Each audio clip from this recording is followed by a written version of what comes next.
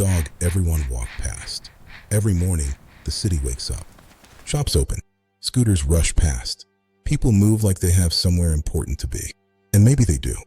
But in the middle of all that noise, he is already there, curled up beside a shutter on the same patch of pavement as if the street itself is his home. Because it is. He doesn't have a bed. He doesn't have a name anyone calls with love. He has only this corner and the hope that today will be a little kinder than yesterday. They call him a stray, but he isn't a stray. A stray sounds like someone who wandered away. This dog didn't wander. He was born into the street. The street raised him. The street taught him hunger. The street taught him fear. The street taught him the hardest lesson of all, that life can walk past you without ever seeing you. For an indie dog, every day is survival. Not the dramatic kind you see in movies. Not heroic. Not loud. Just quiet endurance. Finding shade when the sun burns the road. Finding shelter when the rain turns the city into a flood. Listening for danger at night, because the night is not peaceful for them. It is uncertain. And hunger is constant. Not a missed meal.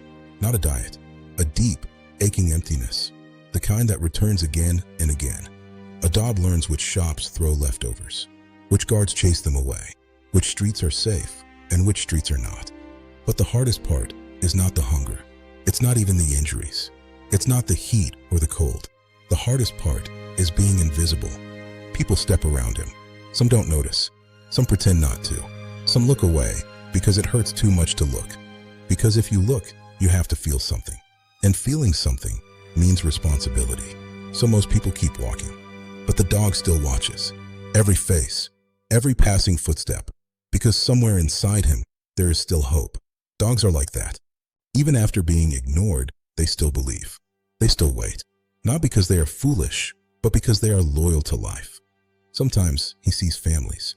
A child holding a snack. A mother pulling them away. Don't go near. The dog doesn't understand those words. But he understands the tone. He understands fear. He lowers his eyes. He makes himself smaller. As if to say, I'm not a threat. I'm just here. Other times, someone throws a biscuit. Not gently, like charity from a distance. The dog eats quickly because he has learned that kindness can disappear, that food can be stolen, that survival is competitive even among the forgotten. Days pass, weeks, months. The street doesn't mark time with calendars. It marks time with seasons, with monsoons, with summer heat, with cold winter mornings when the pavement feels like ice. And through it all, the dog remains. Then one day, something different happens. A person stops, not for long, just a moment, a pause in the rush of the city. They don't shout, they don't wave their hands. They simply place a bowl of water down a few steps away, and they sit, quietly, as if they have nowhere else to be. The dog freezes, because street dogs know something most of us forget. Kindness is rare, and kindness is unpredictable. Sometimes a hand feeds, sometimes a hand hits. So he doesn't run forward, not yet. He watches. His body tense, his heart unsure. The person doesn't move closer. They don't force it. They just wait. And after a long moment, the dog takes one step, then another, slowly, as if walking toward a dream that might break. He drinks, quickly, then backs away, still watching, still cautious. The next day, the person returns. Same time, same place, another bowl, a little food, no loud voice, no demand, just presence. And that is how trust begins. Not with miracles, with consistency, because rescue is not always dramatic. Most rescues are quiet. They look like this, a dog being seen again and again until he starts to believe he matters. Weeks pass. The dog's eyes change, not because life is suddenly perfect, but because life is softer.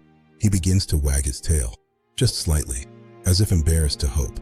He allows the person closer. A gentle touch. A moment of warmth, and for the first time, the street dog experiences something unfamiliar, safety. People think indie dogs are aggressive, but most are not. Most are simply tired. Tired of dodging, tired of surviving, tired of being treated like they don't belong. Indie dogs are not broken. They are survivors. They are intelligent. They are deeply loyal, because when you have nothing, love becomes everything. One day, the dog follows the person for a few steps, not begging, not demanding, just walking beside them. like a question, like a possibility. Maybe he won't be adopted. Maybe his life will still be on the street. But even then, something has changed. Because now, he is not invisible. Now someone knows him. Someone cares if he eats. Someone notices if he is hurt. Someone stops. And that is what compassion is. Not saving every dog. Not being a hero. Just refusing to ignore. So the next time you see an indie dog curled up outside a shop or sitting quietly by the roadside, remember, that is not a stray. That is a life. That is a story. That is someone born into the street, but still full of love. Still waiting for the world to be kind. And sometimes all it takes is one person stopping to change everything.